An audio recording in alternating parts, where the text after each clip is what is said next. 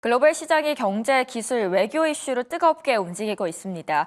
미국 경제 호황 소식부터 IT 기업들의 스마트 안경 경쟁, 그리고 트럼프 당선인의 외교 행보까지 글로벌 주요 흐름들 짚어보도록 하겠습니다. 오늘의 외신 네컷입니다. 사진 네컷이 보여지는데요. 우선 비트코인 계속해서 신고가를 찍고 있다라는 소식이 있었고요. 메타 스마트폰 안경의 시장이 커지고 있습니다. XR AR 시장이 오늘 국내장 어떤 기업들과의 그 연결고리 찾아볼 수 있을지 확인이 필요해 보입니다.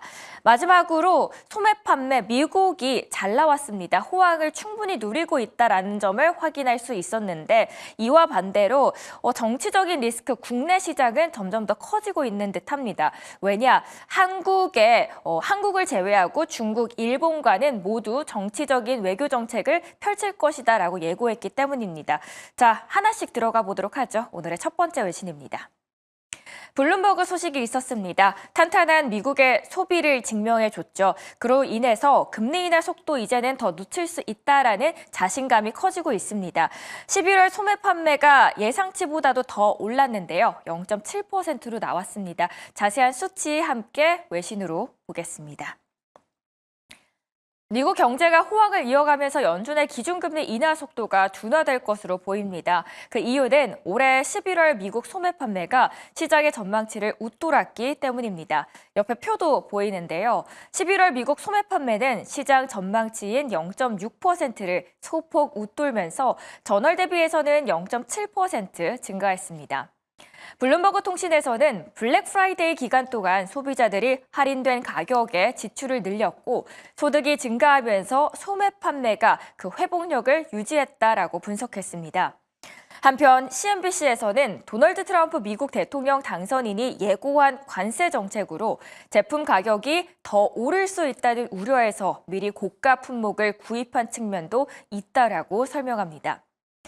이번 결과로 FOMC에서 기준금리를 0.25%포인트를 인하한 두 동결 신호를 내놓을 것으로 보고 있습니다. 이른바 매파적인 인하라는 거죠. 경제가 호황을 이어가지만 한 달 뒤 출범하는 트럼프 2기 행정부가 펼칠 관세 정책에 따라서 물가 상승 우려가 높다는 판단입니다. 미국의 소매 판매 호조가 경제의 견조한 흐름을 다시 한번 입증하면서 연준의 기준금리 인하 속도에도 영향을 미칠 것으로 보입니다. 특히 트럼프 2기 행정부의 관세 정책이 앞으로 어떤 변수로 작용될지가 주목되는데요. 경제 호황 속에서도 물가 상승에 대한 경계감은 여전히 이어지고 있습니다. 오늘의 첫 번째 소매 판매 소식 체크해봤습니다. 두 번째로는 기업 소식 이어가겠습니다. CNBC에서 나왔습니다. 메타가 스마트 안경을 강화했다라고 합니다. 그러면서 삼성전자 그리고 구글도 뛰어들고 있는 이 XR 시장이 더욱더 뜨거워지고 있는 것이 포착이 됐는데요. 그렇다면 오늘 국내 장과는 또 어떻게 연관성을 찾아볼 수 있을까요? 두 번째 기사 함께 보시죠. 스마트 안경 시장이 점점 더 뜨거워지고 있습니다. 메타의 혁신적인 실시간 번역 기능부터 구글, 삼성, 애플까지 글로벌 IT 기업들이 앞다퉈 차세대 기술을 선보이고 있기 때문입니다. 이 와중에 새벽에 메타의 스마트 안경이 더 스마트해지고 있다라는 보도가 들어왔습니다. 옆에 보이시는 이 선글라스처럼 일반 안경처럼 생겼는데요. 지난해 9월 출시된 레이벤 메타 스마트 안경은 사진과 동영상을 촬영할 수 있고 음악을 듣거나 전화 통화가 가능합니다. 그런데 이번 업데이트에는 이 실시간 번역 기능이 포함됐습니다. 영어와 스페인어, 프랑스어, 그리고 이탈리아 간의 음성이 실시간으로 번역됩니다.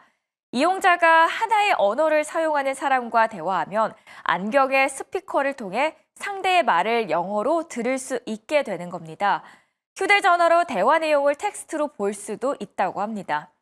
메타가 향후 치열해질 것으로 예상되는 이 스마트 안경 시장을 선점해 가고 있습니다. 구글은 지난주에 AI 모델 제미나이가 탑재돼 실시간 통역을 하고 길을 안내해주는 스마트 안경 프로타입을 공개했죠.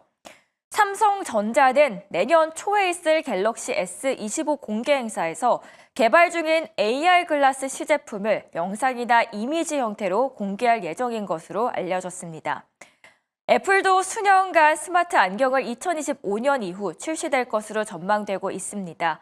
과연 누가 이 시장을 선점하게 될지 앞으로의 기술 경쟁이 더욱더 기대됩니다. 마지막 기사까지 체크해 보시죠. 외교 정책 관련된 이슈가 떠올랐습니다. 월스트리트 저널에서 나왔습니다. 중국 그리고 일본, 러시아까지 정상 외교에 트럼프가 시동을 걸고 있습니다. 문제는 한국 한 번도 거론되지 않았다라는 점입니다. 그런 측면에서는 한국 증시에서의 불확실성이 더욱더 커질 수 있겠다라는 불안감이 커지는데요. 오늘의 마지막 기사도 함께 체크해보면서 분석해드리도록 하죠. 트럼프 당선인은 내년 1월 20일 취임까지 한 달여 남겨놓은 가운데 한반도 안보에 결정적 영향을 미칠 수 있는 중국, 러시아, 일본 등 주변 강대국 정상과의 활발한 소통을 예고했습니다. 그런데 문제는 한국은 단 한 번도 언급이 되지 않았다라는 겁니다. 특히 북한 김정은 국무위원장과의 친분을 잇따라 과시하면서 집권 1기 때와 마찬가지로 김 위원장과의 직접 회동 추진 가능성을 내비치고 있습니다. 중국 시진핑 국가주석에 대한 브로맨스도 과시했습니다. 미국과 중국은 세계의 모든 문제를 해결할 수 있다고 생각하기 때문에 나는 시 주석과 특히 편지를 통해 아주 좋은 대화를 나눴다. 시 주석은 내 친구였고 놀라운 사람이다라고 말합니다. 이처럼 당선 후 첫 회견에서 북한과 중국, 러시아, 일본 등 한반도를 둘러싼 국가의 정상을 모두 거론한 트럼프 당선인은 한국에 대해서는 단 한마디도 언급하지 않았습니다. 대선 승리 직후 윤석열 대통령과 통화를 나누기도 했던 트럼프 당선인이었습니다. 그런데 한국에 대해서는 아무런 언급을 하지 않은 건 한반도 안보 상황을 바라보는 트럼프 당선인의 시야에서 한국이 배제된 것이 아니냐는 우려 섞인 분석이 일각에서 제기되고 있습니다. 더군다나 집권 1기 때와 마찬가지로 한국의 대통령 탄핵 정국이 되풀이되고 정치적 혼란이 이어지는 상황이어서 이런 우려는 더욱더 커지고 있는 상황입니다. 간밤에 나왔던 외신 소식들 함께 들려드렸습니다. 국내 시장과 연결고리 찾아보도록 하겠습니다. 바로자산운용의 윤정식 상무 연결했습니다. 상무님 안녕하세요. 네, 안녕하세요. 네, 간밤에 나왔던 소식들 사진 통해서 함께 보실 수 있는데요. 일단 가장 위쪽에 있는 블랙 프라이데이 사진 보이시죠? 소매 판매 지표가 발표가 됐습니다. 생각보다 잘 나왔고요. 예상치보다도 더 높게 0.7%로 나왔습니다. 금리 인하에 주는 영향은 어떻게 보십니까? 네, 최근에 나오는 지표들을 보면 물가에 대한 상승은 시장 예상보다 조금 더 높은 수준으로 나왔습니다. 그리고 이번에 소매 판매도 예상보다 좀 더 높게 나왔죠. 전체적으로 보면 미국 경제가 소비 그리고 물가 이 부분은 예상보다 좀 더 높게 나온 그런 상황입니다.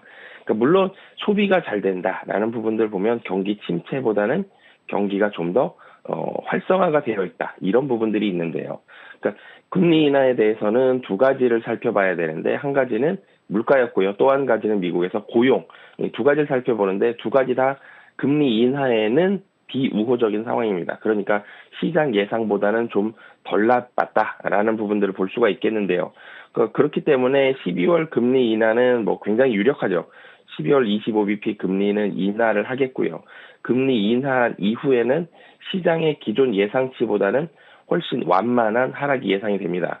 물론 이제 한국과 유럽 같은 경우에는 금리 인하를 한 이후에도 계속적으로 경기가 좋지 않기 때문에 좀 더 빠른 속도로 금리를 인하를 할 것으로는 보여지지만 미국 경기만 좀 그렇지 않죠. 미국만 상당히 좀 잘 버텨주고 있기 때문에 이런 부분들 본다라면 사실 이 미국을 바라보는 한국과 유럽은 상당히 좀 부럽겠죠. 그런 부분들보다도 미국 자체는 상당히 긍정적인, 그리고 대체적으로 좀 긍정적인 그런 경제의 모습들을 가지고 있기 때문에 미국은 좀 완만한 속도의 금리 인하가 향후에 진행될 가능성이 높고요. 25년도 금리 인하, 사실 두 달 전까지만 하더라도 4번 정도의 금리 인하를 예상했었지만 이제는 많으면 3번, 아니면 2번이 될 수도 있겠다라고 예상치가 바뀐 만큼 전체적으로는 금리 인하 속도는 상당히 완만하게 진행이 될 가능성이 높다라고 보시면 되겠습니다.